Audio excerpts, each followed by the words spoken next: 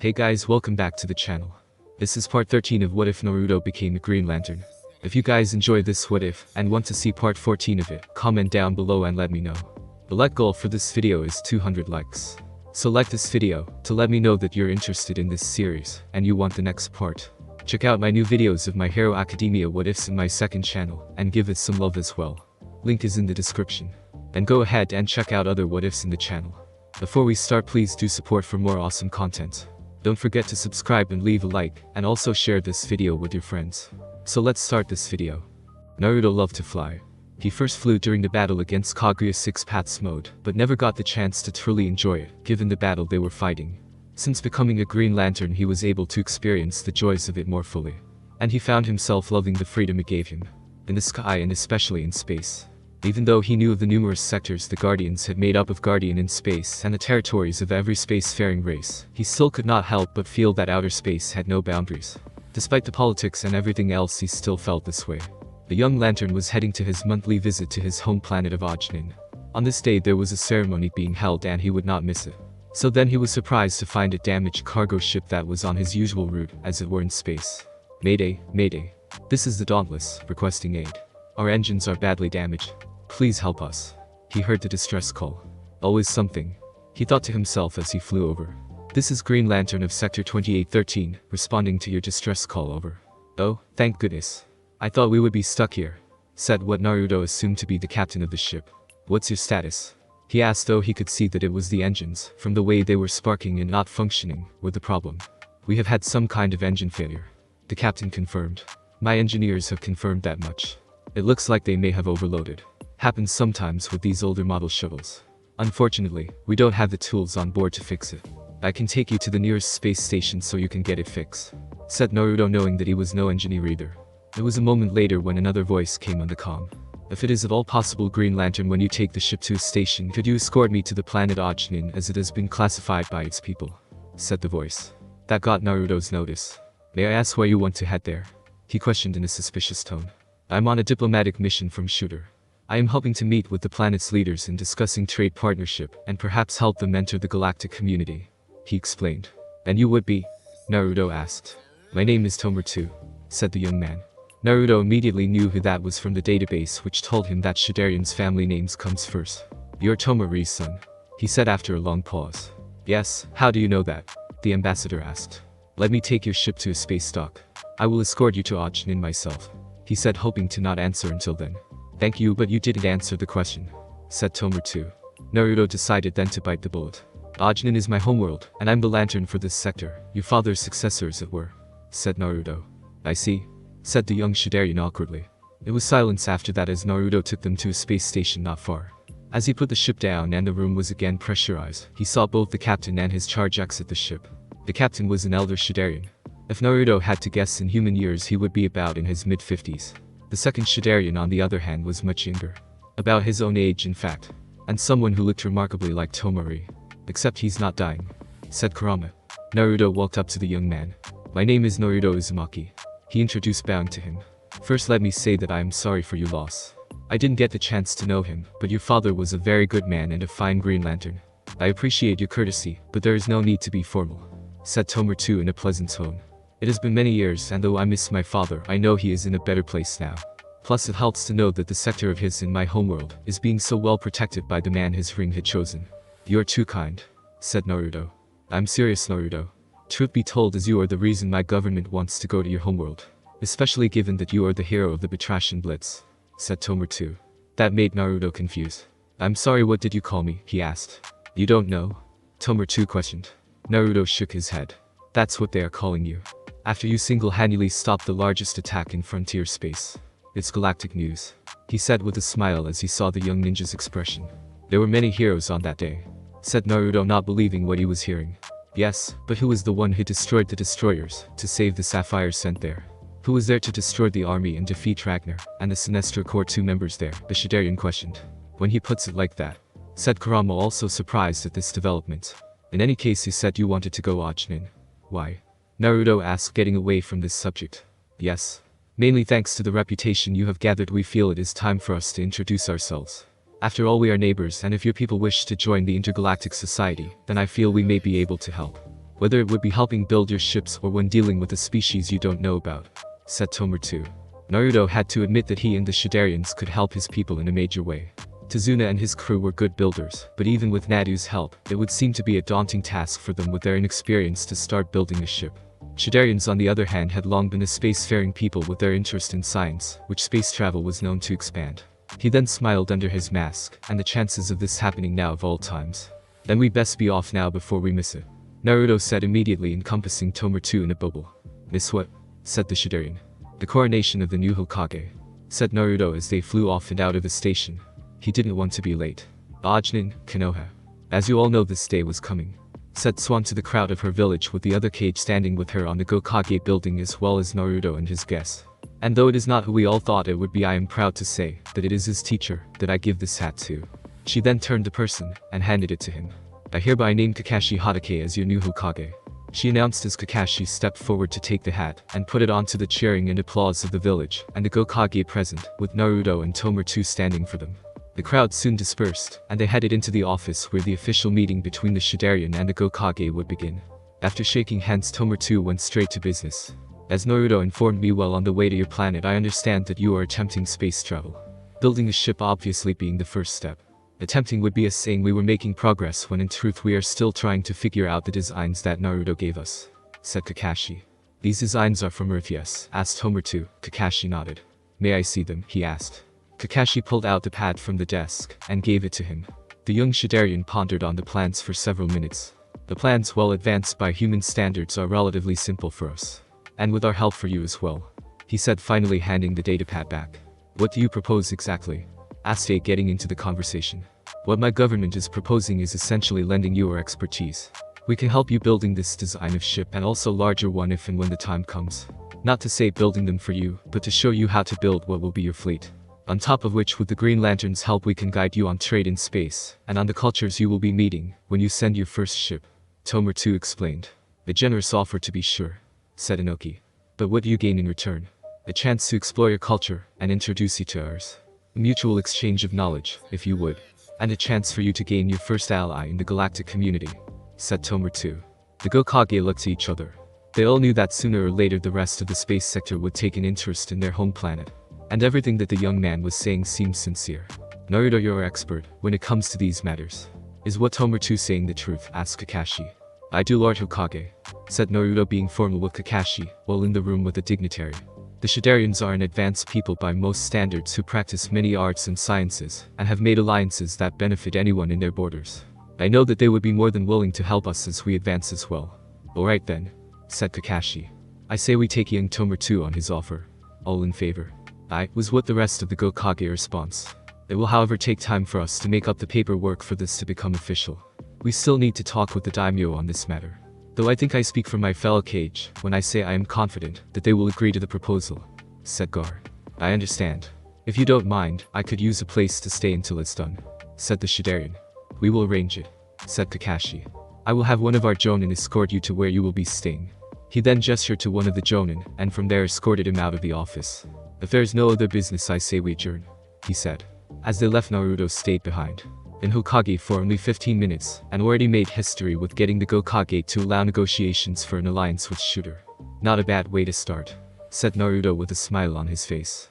Which would not have happened if said Green Lantern didn't allow this to happen, Kakashi pointed out. Even with his mask on, Naruto could tell that he was smiling underneath it. He turned serious again when he stood up from his chair. What is it? Naruto asked.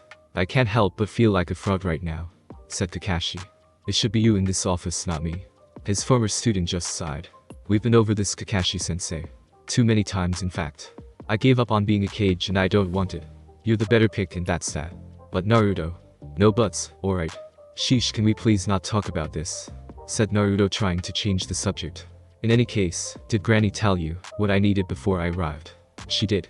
In fact, she had the science division work on what you wanted, said Kakashi as he ushered another Jonin who had the item that the young man asked for. The device itself looked to be some kind of wristband device with a meter shown on its top. The name we think of giving the finished product of this is still unknown, but the way that they said is that it attaches to the arm of the using and measures how far someone's chakra network is developed. Though I don't see why you needed something like this, said Kakashi as he handed his former student the device. I fought with someone on Earth. And he had a chakra network, Naruto stated. Kakashi's eyes widened at this. Are you certain? I remember Neji saying that, when he first scanned Hal Jordan, that he didn't have one, said Kakashi. He doesn't. The person I fought had one as a side effect to a curse he was under. Naruto explained. One placed upon him by a godlike being named Odin. Not so different from Hagoromo and him giving us chakra, said Kakashi. Naruto, I don't have to tell you what happened after he did that. I know we had 4 world wars before we finally got our act together. I get what you are saying, Kakashi-sensei, and I realize how dangerous this road could turn into, said Naruto.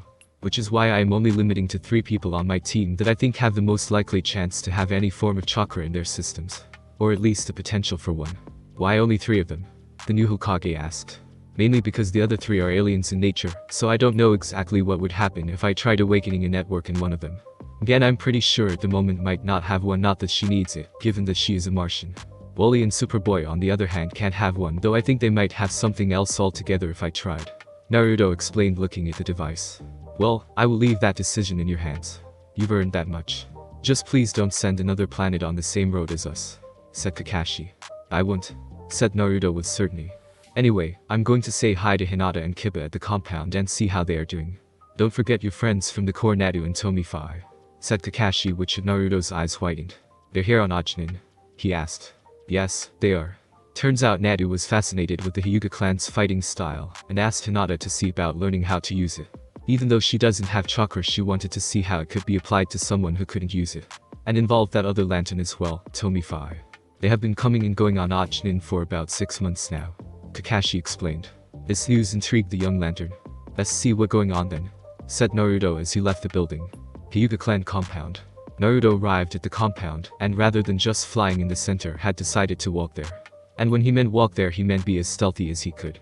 Since ending the 4th Great Ninja War, he seemed to have acquired Sasuke's problem of fangirls around. Becoming a Green Lantern had not helped in this matter. As he approached the door and knocked, he found Kiba standing in the entrance. Kiba, what are you doing here? Naruto asked. Waiting for Hinata to finish with your friend's lesson for the day. Come in, it's just about done, said Kiba, allowing him inside. As they walked away, they were training. Naruto could not help but notice how familiar the Inuzuka was with the place. That means something, Kurama commented on. Naruto noticed it too, given how Kiba seemed to walk with a certain ease, as well as the smile that seemed to be plastered on his face. They opened the door and there stood Hinata, who, as Kakashi had said, showing both Nadu and Tomify in guise instead of their uniforms, with Hinata teaching them a fighting form with the now large dog Akamaru laying down watching. It was then that they noticed him enter the room. Hello Kiba and Naruto, said Hinata, walking over and going into Kiba's arms, and Akamaru went to his master's side. Naruto looked at them for a moment, and could not help but feel a bit jealous. Not a Kiba or the fact that Hinata is with him. He was in fact quite happy for them. It was just in that moment as he saw them with each other made him wish he had what they did. Shaking his head, he turned to his 2 fellow lanterns and their gifts. Well, this is a surprise. Looking for some additional skills, ladies? Naruto asked. That and more, said Tomify. While doing research on the healing properties of chakra, which by the way will take me years to completely understand, I became interested in how the Hyuga were able to attack chakra points to neutralize their enemies. Now though I can't use the same technique, I asked your friend to teach me how it could be used for non-chakra users, Nadu explained. Essentially, we found out that using pressure points on the enemy works as a substitute, said Hinata, still in Kiba's arms. Makes sense. So how did you rope Tomify in doing it with you? Naruto asked. Mainly I found the practice relaxing and a way to get some stress off, said Nadu. And she believed that I could learn some more combat styles and help me deal with stresses I have, from past and present, said the ginger-haired lantern with a somber tone. Naruto nodded in acceptance of that. For the most part, Tomify had gotten over her time being the Sinestro Corps prisoner, but he could also tell that there were some days that she was still haunted by what happened. Speaking of trauma, how is Guy Gardner doing? He asked with a smile on his face. You mean that idiot who tried to hit on Lady Tsunade? Said Kiba with Akamaru barking in acknowledgement. Yeah, that guy, said the young shinobi as he remembered seeing Guy in the state that he was in. Flashback. Naruto, still in uniform, walked down the corridors of the hospital after he heard the news. Being escorted by Shizune and Iruka, Naruto had to see for himself if what he heard from them was true. When he entered that hospital room and saw him, he believed it. Did anyone warn him not to flirt with Granny? He asked, seeing the man known as Guy Gardner in a body cast from torso to toe, with only his black swollen-eyed face still being seen. I didn't get the chance. He touched her rear and then it happened so fast that I couldn't stop it. Not that I really wanted to, he's been arrogant since he first arrived, said Shizune, to which Iruka agreed. Surprised she didn't kill him, to be honest, he said. I'm lying right here, exclaimed Guy. Don't you people have healing powers or something? We do. We have made sure that you won't die, and have made sure that you regain the use of your body in time. But they are doing nothing else. Maybe some time in a full body cast will give you some time to think on what you have done, said Naruto with his arms crossed. In the meantime, I'm going to make sure you haven't messed with my sector anymore than you tried to do with Granny, who happens to be one of my world's leaders. I just grumbled but said nothing.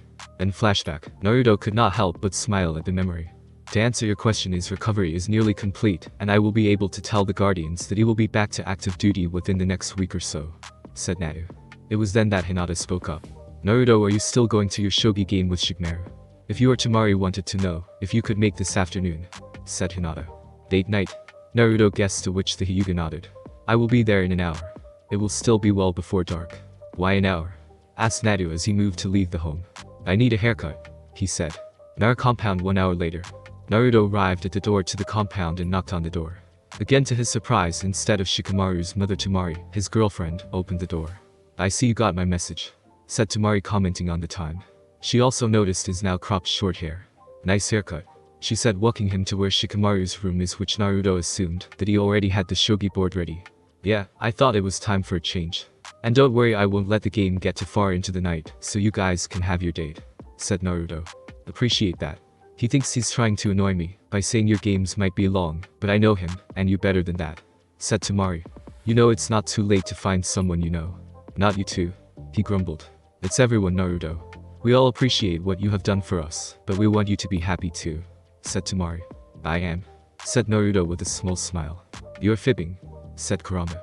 Come on, not today, furball, said Naruto. Anyway, these days I'm just too busy for a girlfriend.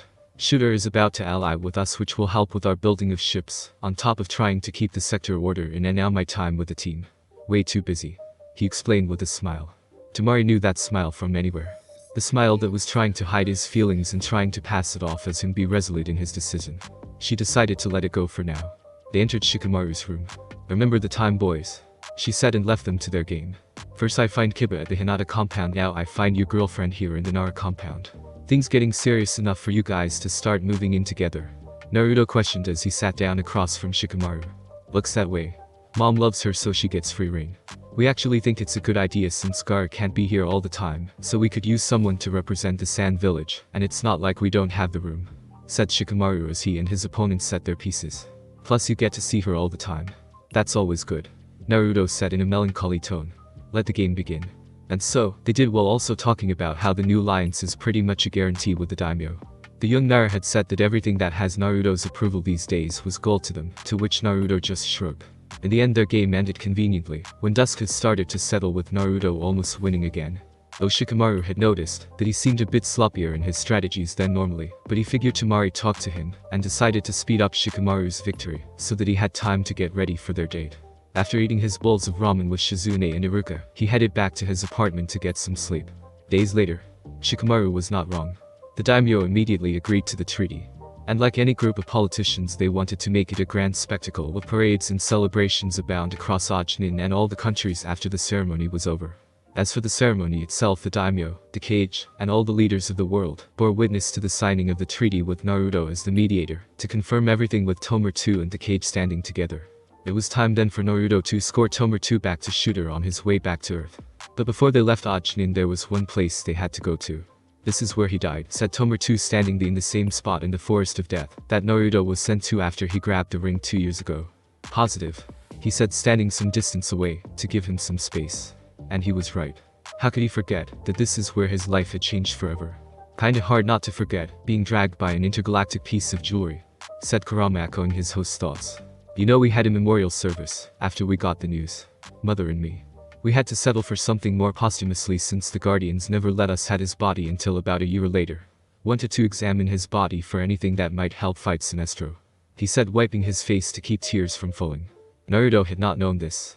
He should have, though, given how the Guardians seem to think they have the best interest of the universe as whole in mind, and didn't seem to care about individuals, whether it be a person or a single race.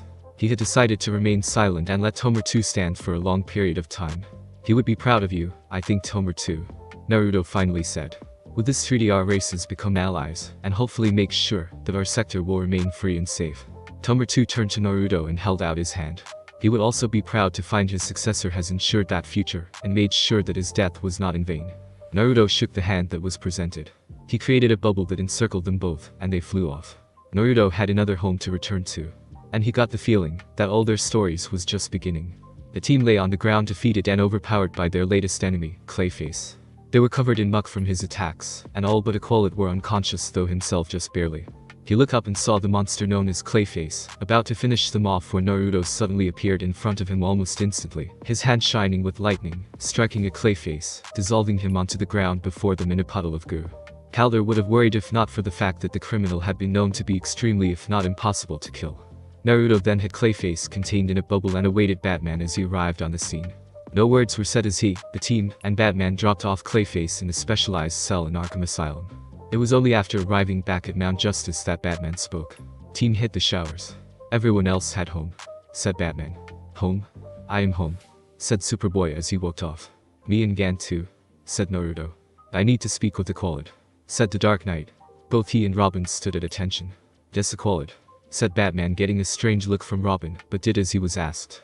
Naruto, however, stayed behind. I said just Aqualid, said Batman. I don't follow your orders, and I would also like to hear what happened, said the young shinobi. Very well, said Batman. I owe you thanks for your assistance, Naruto, said Calder. I just want to know why you didn't have us coordinate the attack against Clayface.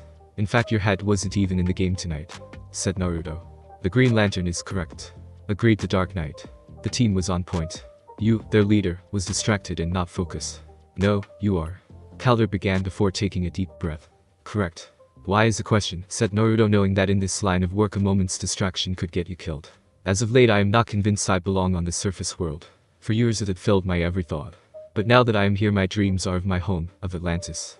Is it the place or someone you left behind? Naruto asked. Calder was shocked.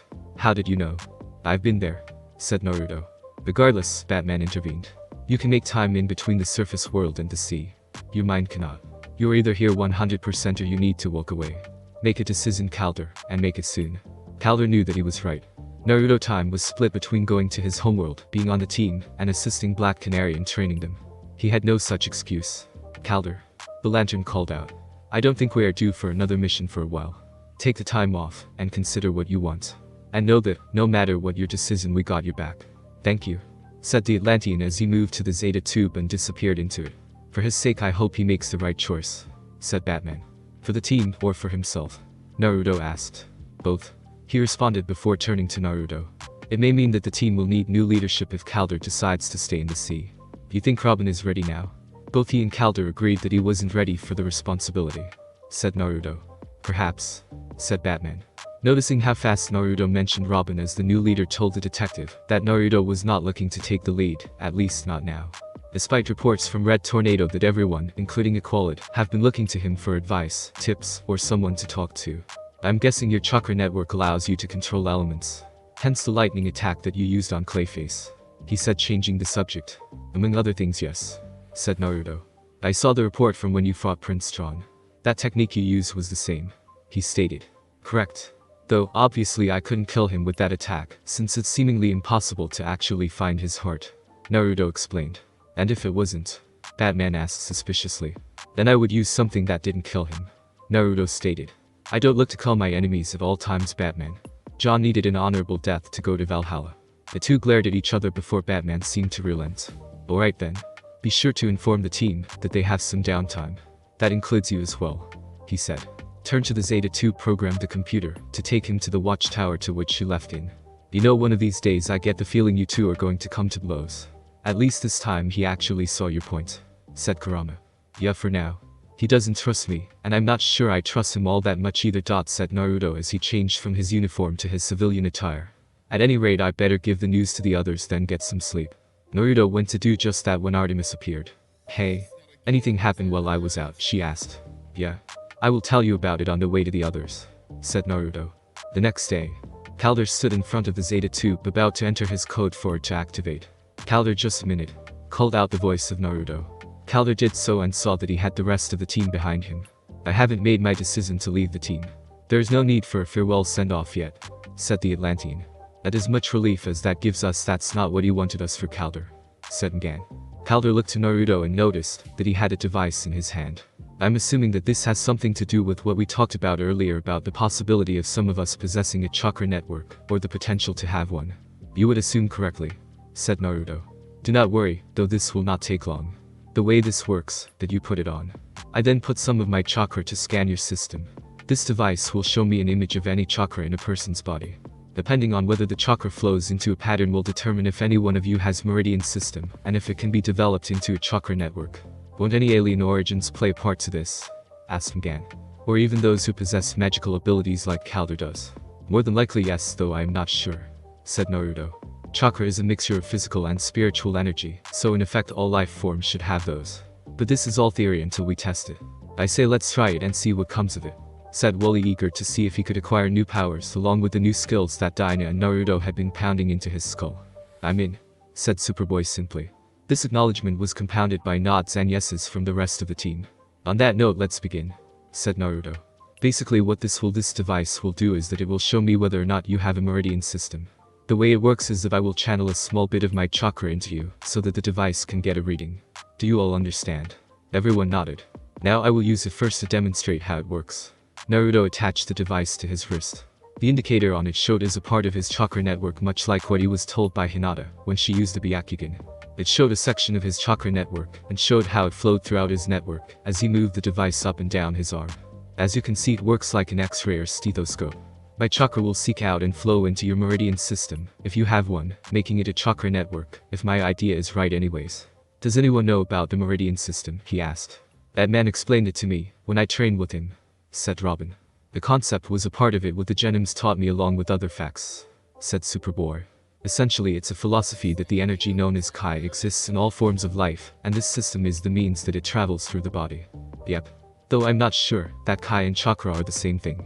In that sense we will just stick to chakra for now, said Naruto. Now who wants to be first? Each member was more than a little curious on what the machine would say, and if they did have something in common with their friend.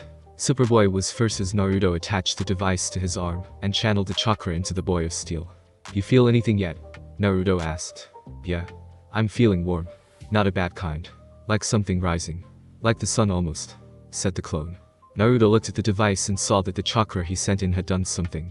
There was no chakra network, but he could see energy spiking in his body. Alright. That's something to explore later. In the meantime best I get this off, said Naruto. Superboy nodded in agreement, but was a tad reluctant as Naruto took the device off. Gan, your turn, he said. She stepped up to him and placed the device on her arm, and did the same thing to her. As much I would like to have more powers, I would prefer to master the ones I have first. Hope I don't mess up the machine. Naruto suddenly heard in his mind. Gan, did you link us up? He asked. No, why? She answered. Because I just heard your voice in my head. Are you hearing mine? Naruto asked. Yes. Naruto, I asked to link up before I start, I swear, said Gan. It's alright. Looks like the device has created some psychic link between us, as soon as I send chakra into your system, he explained. It should be off once the device is off you. How are you feeling? Fine for the most part. Better than fine actually. It's like my powers are augmented almost. Well, aside from that I don't see anything resembling a chakra network. We're done here. He thought, taking the device off. She shook her head as the effects wore off, and they could both feel the link being broken. Kurama, did she detect you at all? He asked his partner. No, I managed to keep myself shielded. Be more careful though next time, said the tailed beast. How do you think that happened? Must be because of her being a Martian. Her mind and body are essentially one and the same, he responded. The device didn't see a chakra network, but it still created an Inshu-like empathic bond between us when my chakra flowed into her. Makes sense. Better move it along though, said Kurama. Alright, Calder, you're next, said Naruto. The leader of the team stood up and Naruto put the device on. As he sent his chakra into the device he looked inside it and saw that his chakra flowed more like bubble on water. Almost like it was rejecting the chakra instead of melding. Looks like it's not mixing. Almost as if something in your system already has something in it to begin with. Your magic maybe, said Naruto as he took the device off. Makes sense. My powers are derived from what I learned of magic from Atlantis, said Aqualid. From his tone the shinobi could tell that he was eager to get back to his home. We're almost done, Calder, said Naruto. Wooly, you're next. Naruto put the device on and flowed his chakra into the young speedster. Ha. Feels like I drank an espresso, he said, feeling buzzed on energy. Naruto looked at the readout and didn't see anything. Strange. Almost at the same moment I sent it the chakra that was supposed to be in your system, it just disappeared, said Naruto. Ha. Must have something to do with me being a speedster or something, said Wally. You feel anything weird? Naruto asked. Aside from being buzzed from a caffeine binge, no. I'm fine, he said. That's that, said Naruto. That left the ones he was most certain had a meridian system. Robin and Artemis. Sure enough, as he put the device on them, he found that as he put a little of his chakra in their systems, he could begin to see their chakra networks activate. Whoa, said Artemis as she felt the warmth in her body. Yeah, feels kinda weird. Kinda nice but weird. Like something awakening, said Robin. Don't get too excited, guys, said Naruto looking at the device. You both have a chakra network, but it's not nearly as well developed as the non-fighters of my world, never mind a fully active purebred ninja. So, what does that mean? Said Artemis with her hands on her hips. It means for you two at least, that while you might not be able to use jutsu given how underdeveloped your networks are, we can still have you develop new tricks to add to your arsenals, said Naruto. Such as? Robin asked. Being able to walk on walls and possibly water, said Naruto, then turning to Artemis. Or maybe adding elemental changes to your projectile weapons such as your arrows. He then turned to Robin. Or your batarangs. Robin and Artemis gave him a look, that look between caution and perhaps curiosity. It's up to you guys. I'm not going to force this, so just talk to me if and when you are ready, said Naruto. As for the rest of you, please let me know if there are any side effects to the chakra I just used. Though it was small and you don't seem to have been affected, I want to know. Understood, said Calder. Well, I must be off now. Calder, whatever happens, know that we got your back, dude, said Wally, to which Robin nodded in agreement. Same for the rest of us, said Superboy. Thank you, all of you, said Calder as he turned to the Zeta tube and entered his authorization. He then disappeared. Red Tornado entered the room shortly after. Hey Red, said Naruto, noticing him there. Are there any missions that have been made available? Not at this time. But as I have stated in the past, it is for Batman to decide, and he has already determined that for not you are all off duty, said the android, remembering the last time he told the team, and the mission they went on to find Kent Nelson, which lead to his death, and the retrieval of the Helmet of Fate. Okay, looks like we got some free time, guys, said Naruto. In that case, I need to head home and prep my arrows. See you guys later, said Artemis as she left. Yeah, I got a birthday party to attend with my family, said Wally with a wave. Yeah, I gotta get home too, said Robin. They all left via Zeta tube. So, I guess that's that, said Superboy as he and Gan walked away to their rooms, or wherever else in the cave. Red Tornado also flew back up to his quarters above. Guess it's just us, kid, said Kurama. Yeah, might as well get some sword practice in, said Naruto, taking his coat off and making himself a sword construct. Though not a katana or a ninjutsu. It was in fact a long sword. Typical design, with it being double-bladed, oval hilt, and a crossguard. Since his fight with Prince John, the shinobi had decided to expand his knowledge when it came to sword technique. Though he still preferred what he had been taught weapon-wise through Lyre, and through his own training with ninja weapons, he had to admit that this particular model of sword had its advantages. The point of the blade had slightly more penetrating power in his opinion, and he learned that the crossguard could be used to catch an enemy's weapon if needed. He went with a hand-and-a-half variant of the sword. As he swung around, the one thing he was trying to do was get used to the weight of the weapon. When he trained with weapon constructs with Lyre, she had told him to make sure to make the weapon's weight and feel be as close to the actual thing as possible. She told him that being from a warrior culture herself, and being trained in multiple weapons she found during her first years as being a Green Lantern, she found that the constructs were too light, and had done her best to change that. Naruto took that lesson to heart. Though they both agreed that there was nothing wrong with others in the Corps keeping their constructs lighter, since not all came from fighting backgrounds as they did. It was just their personal perspective on things. After testing the weight, he moved and spun around using the sword as he would if he were in battle. Slicing, stabbing and twirling in the air as if moving through enemy troops. Naruto thought about summoning some clones, but decided that could wait for another time. After practicing his sword technique for what seemed like a couple hours, Naruto had stopped. For some reason he seemed flustered about something. Evidence when he threw his sword away, which thankfully just disappeared. Something up? Asked the tailed beast. Nothing, just having a little issue with where I fit on this team, or even this planet for that matter, Naruto said in his mind. Lately, since his exile from his sector, he wasn't really sure what to do with himself aside from missions with the rest of his teammates, which he had to admit, while it could be interesting, they were fewer than what he did previously. On top of the fact that he wasn't sure where on the team he fit, since everyone had their designated roles more or less. He shook it aside and decided to do one of the things that helped relax besides fighting evil. After picking his jacket and putting it on, he created a piano in the center of the room. From there he created a seat for himself, and started playing the piano improvisation of the jazz song Body and Soul. While Gant had always preferred more classical music, Naruto found himself more into Earth's jazz, since that music allowed more emotion to be expressed. especially with the blues. As he played, he closed his eyes and just let himself flow through the keys, as he played the song on his keys, moving through them, as if his hands already knew what they were going to do before he did.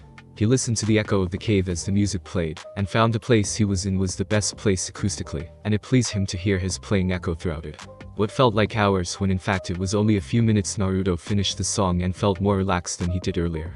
That is until he started to hear clapping from behind him.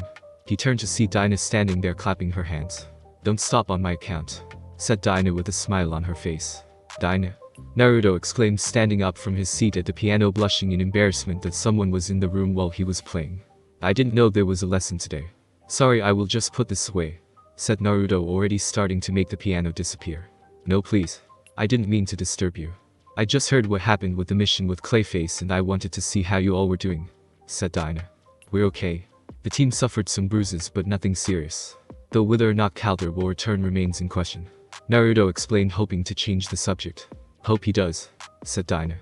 "I didn't know you played the piano," she said, getting back to the subject matter and walking up to him. "Oh yeah," he said, scratching the back of his head and looking at the piano construct. "It's a hobby I picked up. A friend of mine, Ganthet, said I needed something to help me relax. I figured. You're quite good, by the way," she complimented. "Thanks," said Naruto. "That song you were playing, that was Body and Soul, wasn't it? 1930s, I think," she said, placing the song. "Yeah. He prefers more classical music. I like Earth's jazz though. Jazz you can play with just about any emotion. Whether you were angry or sad or happy, and it's just fun to play," said Naruto. "One of my favorite songs, Fever. I like to sing it whenever I get the chance," said Dinah. "You sing?" said Naruto. "Yes." Surprised, said Dinah. "I know my power is a scream that can level at least a building, but I've trained to use it properly. I happen to have a very good voice." "I don't doubt it," said Naruto in an apologetic tone. It was then that he was reminded of something. "It's a good thing you came," he said suddenly as he summoned a clone and told him to go to his room and get the device he had used earlier from the others. "That's a handy trick, making clones of yourself. Not the first kind of replication I have seen though." "I figured," said Naruto as the clone came back with the device. "I'm assuming that thing is used for what you were talking about before. Seeing if anyone has this chakra network that you have, I mean." She guessed. "Yep. This is the thing. And if you want I can use it to see if you got one," Naruto offered to Dinah's surprise. "Really? I didn't think I qualify since I already have powers," said the heron. "Actually, I think that makes you more viable," said Naruto. "I've already tested the rest of the team, and found only Robin and Artemis have one, though not nearly as developed as those on my world. You on the other hand might have more potential than they do since you already have powers. Wally got his power from an experiment, but you were born with the potential to develop your power. How does that affect the outcome of whether or not that I have a chakra network or not?" she asked. "Because your powers are natural. You were born with them. And since chakra is a mixture of physical and spiritual energy, it stands to reason that having been born with superpowers would make a person like yourself more viable," Naruto explained. A thought that intrigued Dinah, she had to admit. After all, as a martial artist who studied under numerous masters, most became her friend and others more like father or mother figures, she knew just as much as anyone how important it was to have multiple options. And she knew that also came to having more than one superpower. Superman being a prime example of having multiple abilities was an advantage. So being offered the chance to extend her arsenal was something she would be a fool to pass up. However, that didn't mean she should just go easily. First, she wanted to see for herself what Naruto was made of, and perhaps get the chance to sate some of her curiosity in the process. "You make a good case, Naruto, but you have to do something first, before I let you scam me with that thing," she said. "And what's that?" Naruto asked. Dinah smiled and walked to the center of the chamber. "You spar a lot, right?" she asked. "Yeah, with my clones when I need to," said Naruto with an eyebrow raise. "How about going a few rounds with me?" she asked. "You win, we get to see if I have a chakra network or not." "And if you win?" Naruto questioned, though behind the suspicion she could tell there was a bit of interest in his words as well. "You get to tell me something about yourself," she said, taking off her jacket and setting it aside. "Come on, you have to admit you are kinda a mystery to everyone here. Nothing too extensive, just something. Family, friends from home, all up to you." Naruto took a moment to think on that before dropping his own jacket and taking off his ring and putting it on top of it, having his eyes go back to their clear blue. "Deal," he said with a smile and getting into his frog kata stance. Dinah in turn took her fighting stance, which he guessed may be kickboxing, though given how extensive her knowledge of fighting styles he didn't know for certain. For the first few minutes, but what seemed longer, they just stood there switching their postures to cover any blind spots in their respective stances, while also looking for any in each other's. She tried to fake a punch to get him off guard, but it was clear that he was too disciplined to fall for the trick. Naruto didn't even try to repeat it, which meant he felt the same about her. Since neither could find an opening, Daina decided to force the issue with striking first with a fast jab that Naruto blocked. He returned fire with a jab of his own to which she blocked. 2 back and forth jabs later, Naruto decided to move and try to right cross. She dodged it and responded with a left cross to which Naruto moved out of the way, of which then led to her using a leg kick which again he blocked, but she twisted to a spinning roundhouse kick that landed on his stomach. Daina moved to press, but Naruto recovered, intercepting her punch by punching the inside of her arm. He then managed to hit her torso with a palm strike and landed a right cross to her face, sending her spinning. She used that momentum, however, and used it for a spinning heel kick. Naruto caught the foot and pulled her in, grabbing her arms behind her, but staying in front of her, getting them closed enough to feel their breath. "You're holding back," Naruto noted. "Yes," she said. "Don't," said Naruto with a smile. Daina returned the smile, ecstatic to hear that. "Oh?" said Kurama. A sentiment Naruto shared as she used her feet to push herself off him and out of his grip, while at the same time hitting him with a foot kick. While still dazed, she hit him with a jumping spinning back kick which nearly sent him to the floor, but he managed to recover. Daina moved to press the attack before getting hit with 2 front kicks and an elbow to her face. From there he hit with a side kick which she managed to block, and a combination of punches which had her staggering as she blocked the spinning back fist. Naruto then jumped and tried to hit with a flying elbow which she grabbed, and had them both on the floor with her trying for an arbor. Naruto for his part was surprised at how strong she was, but managed to break the hold, and they both flipped to their feet. Both stood appraising each other once again, with Naruto rubbing his face and Daina favoring her side. This girl could give some of the best in taijutsu run for the money. "Hell, she appears to be just as skilled as Guy or Lee without their inner gates," said Kurama. "Whose side are you on?" said Naruto as dodged another offensive by Daina. "I'm just saying she's a really good fighter." "So are you obviously, but gotta give credit where credit is due," said Kurama. "Yeah, she is," Naruto responded. He then concentrated back on the fight, and with a flurry that she managed to block. He then threw a spinning back kick which she dodged, but he used the momentum to make another which caught in the face, almost knocking her down, but she maintained her stance, though was still shaky from the hit. Daina was starting to breath heavy from the fight. Naruto was breathing as well, though she could see that he was not feeling nearly as fatigued as she was. "I've got to end this now," she thought to herself. "Almost don't want to though. Haven't had this much fun in a spar except with Ted." Putting the thoughts aside, she braced herself as Naruto moved a punch, elbow combo which she managed to block along the kick that came with it, wincing as she did. She countered with a kick to which he blocked, but managed a right cross to which he answered with his own. Then it was an exchange of blocking, dodging her managing to get one hit off before she tried finishing him off with a low leg sweep as she did with Wally. Naruto managed to jump out of the way, and before she could get up from her position, found herself on the ground with his arm on her neck, knees on his arm, sitting on her stomach, pressing his weight on her with his fist, raised back into a fist for a final blow. "Do you yield?" he asked with a sweating face. Daina wanted to try and use her legs, but Naruto was pressing too much weight on her to try that. She then just breathed a sigh and nodded. He smiled at that, got off her, and gave her a hand up. "Good fight," said Naruto in earnest. "Honestly, I can say none of my clones can give me a taijutsu fight the way you did. I figured as such. Your skill in taijutsu is also considerable," she answered, breathing heavy and sweating. She noticed the confusion on Naruto's face. "You know what that means?" he asked. "Yeah. Jutsu is what we call our techniques, just like you, and I'm assuming your people call what you use as well. Whether it's kenjutsu or taijutsu," she explained. "Really? I didn't know that. Maybe your people and mine have more in common than even I thought," said Naruto. "Probably," she responded while thinking about what he had offered. "You're actually one of the people I can count on one hand that I know of that actually beat me in hand to hand," she continued with a smile. "I do my best," said Naruto. "No, seriously. The only people I have seen who fight like you can are the likes of Wonder Woman and Batman. Maybe Superman too, but I've never been able to see him fight because of his speed," said Daina. "I'm honored," said Naruto in humility of being in such esteemed company. "Though I would put you in the same company as well."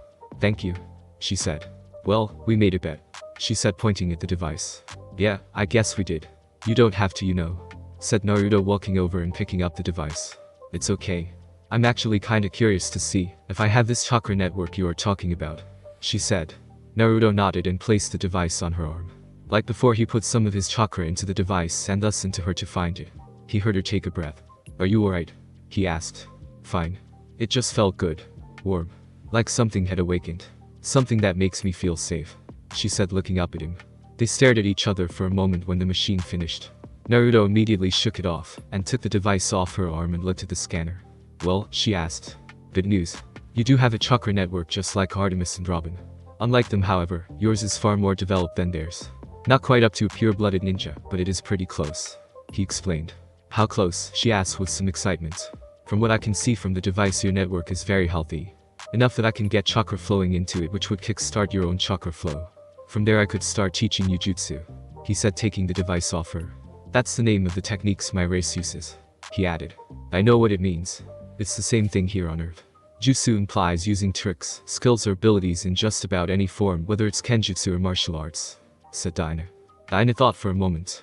She had seen some of the jutsu that he had used from his fight with the Mazo, and she had to admit they were impressive. But also dangerous, and she would have to give up some time in order to train to use whatever new powers she would have from the transfer she would undergo. But she also realized the good that she could do. The crimes and battles she could more easily stop and be better able to keep Ollie and Roy out of danger, as well as be a better asset to the league. Can I take some time to think about this? As great as it all sounds, I don't want to just rush into this, she said. Take all the time you need. There's rush order on this. I just wanted you to know that the option is on the table. Naruto answered with a reassuring smile that she could not help be put at ease by. We can take Pushy off the list of potential bad traits, she thought to herself. In any case, I could use some water, she said, wiping her head of sweat from their sparring match. We got some bottled water in the fridge in the kitchen. Come on, said Naruto as he grabbed his ring and put it back on and used it to pick up their jackets. Naruto offered to hers, to which she accepted, but both just held them since they were too hot and sweaty from their spar. As they walked to the kitchen, they saw Red Tornado leaving from that direction. Hey Red, what's up?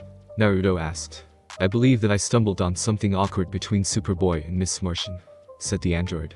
The two walked into the living area and saw the reason why the android had left. Superboy was looking at the TV, but the cable was clearly off since there was just static on the screen. The other thing was he appeared to be covered in cream, tomatoes and whatever else that seemed to have been thrown at him. Gan was cutting up vegetables in the kitchen.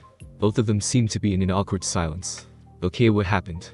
Dinah asked as Naruto went to the fridge and got a bottle of water and tossed another to Naruto, to which she caught after putting her jacket back on. Gan jumped a bit hearing his voice and turned to see them. Oh, hi Black Canary, she greeted. I was just making dinner and Superboy offered to help, but I got caught up in my own thoughts and had a little accident, she explained. I mean, hello Megan, I was thinking too much at once. She says that a lot, have you noticed? Kurama asked as Naruto took a swig of his water bottle. That quote she uses, yeah. Where do you think she got it from? Naruto questioned. Sounds like from one of those old sitcoms from this planet. Probably cancelled, my guess, said Kurama. Naruto smiled and shook his head at his partner. Something amusing, Naruto? Asked Dinah. Nothing in particular, said the young shinobi. He then saw both Gan and Superboy. He had a thought about something. Now that I think about it, neither of them have been out of this mountain, except for missions, right? You're right. They've been cooped up in here for as long as we've been here, Kurama commented. Oh, you want to something about it, don't you? Yep. Naruto responded. Gan, stop what you are doing. Superboy, get cleaned up. We're going out tonight. The young man turned around at this. Seriously, he asked. Yes, seriously, Naruto responded.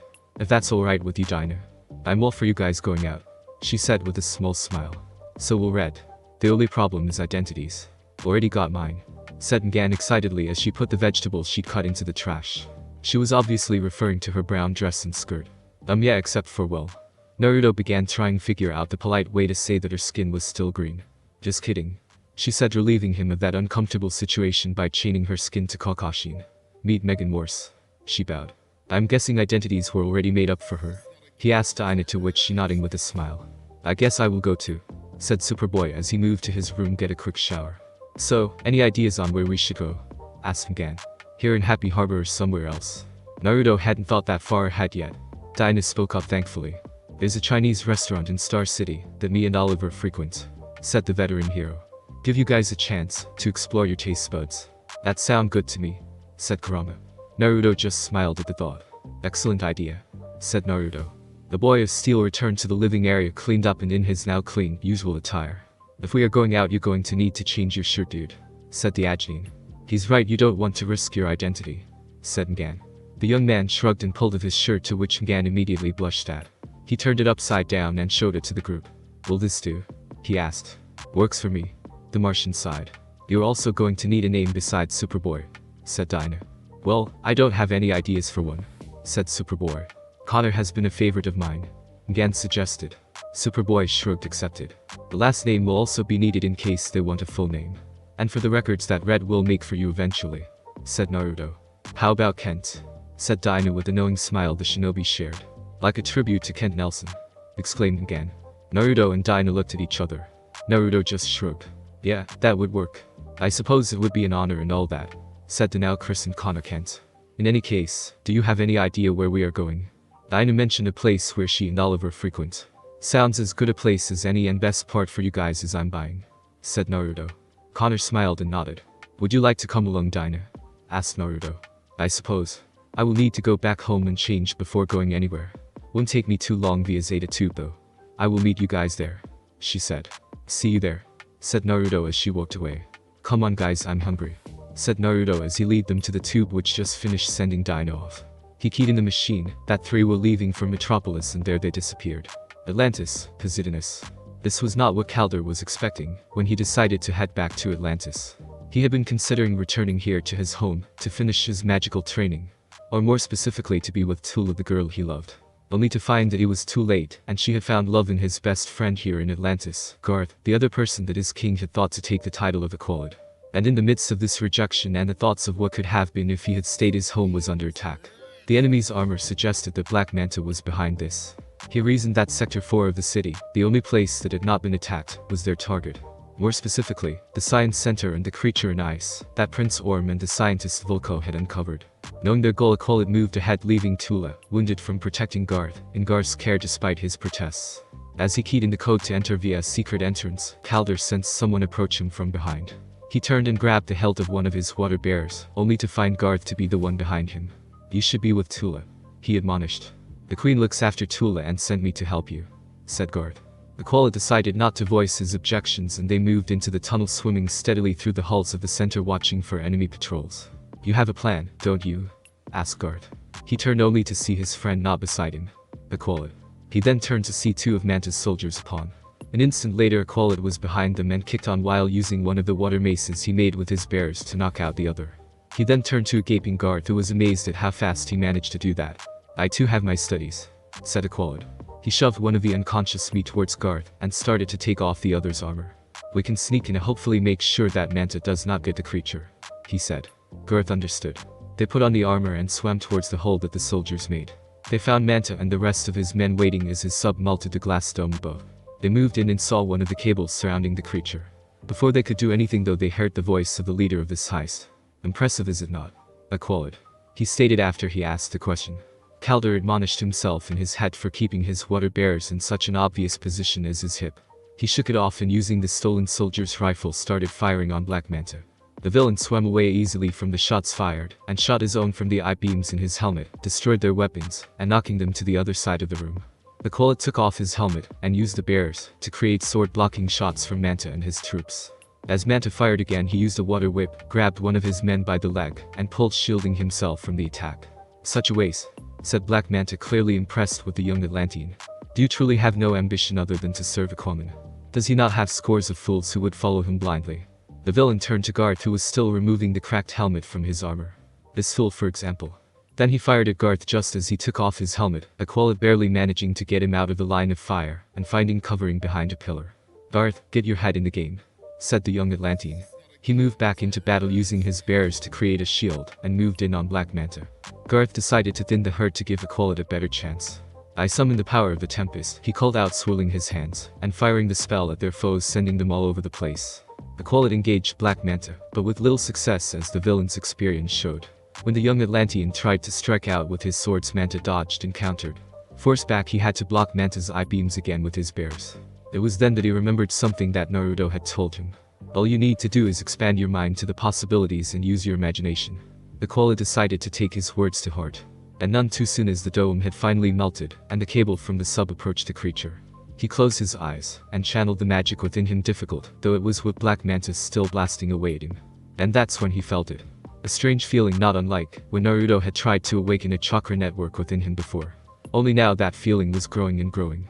And just when he felt like he was going to explode it, he opened his eyes and unleashed what he was feeling on his opponent. The blast had taken the form of an energy spear. Not what he envisioned in his head, but it worked. Black Manta managed to dodge, if just barely, as the attack scratched at his arm severely. but it did hit the creature's ice prison. The force did not destroy it, but it hit with enough force that the cable pulling it up snapped, and it dropped back into the holding chamber.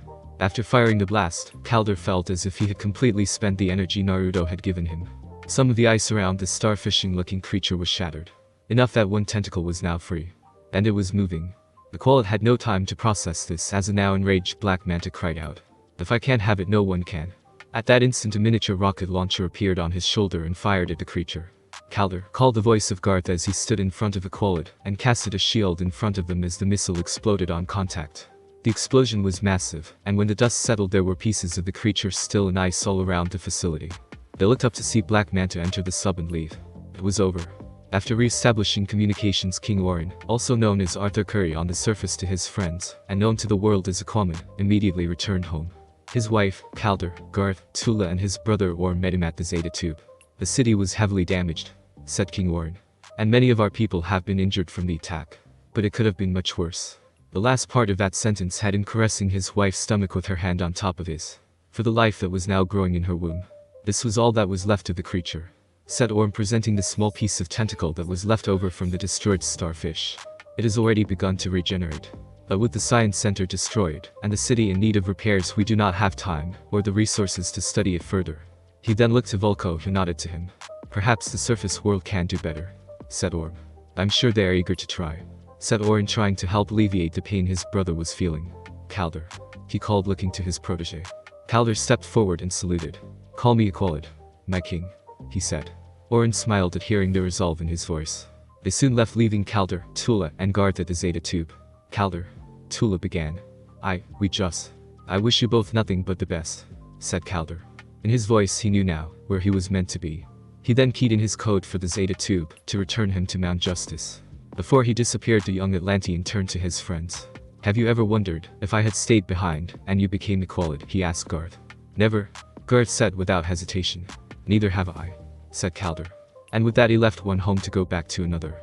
Star City, Toro's restaurant, minutes earlier. Both Gan and now the newly named Konokan both laughed along with Dinah as Naruto dried his eyes from the spicy Chinese food he had eaten. Too spicy for you, Naruto, said Dinah jokingly. It would seem that way, yeah. He gasped, taking a large sip of water to cool his tongue and throat. Although to be fair, it was also delicious. So, it balances it out. A bit. Dinah smiled at that comment. Honesty. Good quality to have, she thought to herself. The fun, however, was interrupted when she got a familiar binging in her earpiece. Dinah, go, she said. This got everyone's attention, hearing her tone. That man here. Is the rest of the team with you? Asked her colleague. Yeah, they're here, she said, trying to be discreet. Bring them back to the cave. I have a new mission for them, he said. On their way, she said, turning her earpiece off. Sorry guys. Looks like downtime is over. Had to end some time, said Connor, putting his napkin down. You guys go on ahead, I got the bill, said Naruto. You sure? Asked Gan. Yes, now go. I will join you shortly, said the young man.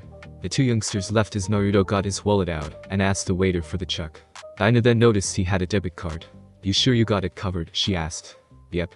I've had accounts made here with all the currency of this entire country. Thankfully though, your planet has gotten to digital currency, so all I need is my card, said Naruto, looking at the check and handing the waiter the card. It was only a minute later when he came back with the receipt, to which Naruto signed. This was a good idea, said Dinah. Getting them out of the cave for a little while. We are having them attend high school in Happy Harbor, but it's not quite the same as a night out.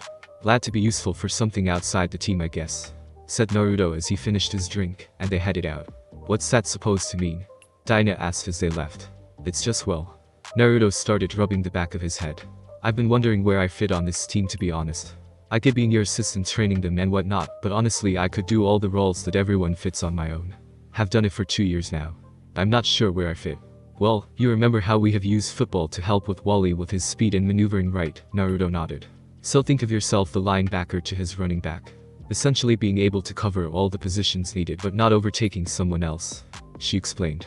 Naruto gave this a thought as he signed the check. That fits. Thanks, Dinah, said Naruto. No problem, she said, getting up. I better see what trouble Ollie has gotten into. Good luck and be safe, to all of you. We will, said Naruto, also getting up, and watched as she walked away. Smart woman that one, said Kurama. Knows what to tell someone when they need it. Hope her boyfriend sees that too. Yeah, said Naruto as he walked out of the restaurant to join the others. Mount Justice. It had not taken them long, thanks to the Zeta Tube, to arrive back to the cave. Gan had already shifted back to her normal form. Kana quickly changed his shirt outside in to show off his shield again, and Naruto had changed into his uniform. The others were already with Batman waiting in their uniforms as well. It was at this moment that the Zeta Tube activated again. Recognized to call it B02, said the computer, to which the young Atlantean appeared before them. Have you decided? Asked the Dark Knight. Yes. I am here. 100%. Said to call it, much to the relief of the rest of the team. Good. Said Batman. He then addressed the holo map and told them of their next mission. Black Manta's submarine. Black Manta stood in his room using video monitors to confer with members of the Light. As before in his other meetings, their images were covered with spectral images to hide their faces. I was unable to capture the creature. I was forced to use Plan B, he reported. You did well, said the voice of -5 Lair. All goes according to plan. Thanks for listening. I do hope you enjoyed. If you want a next part of this video, like, subscribe, and comment down below, and turn on that bell notification. And also check out the other videos that I have created, and enjoy. See you in the next video. Peace.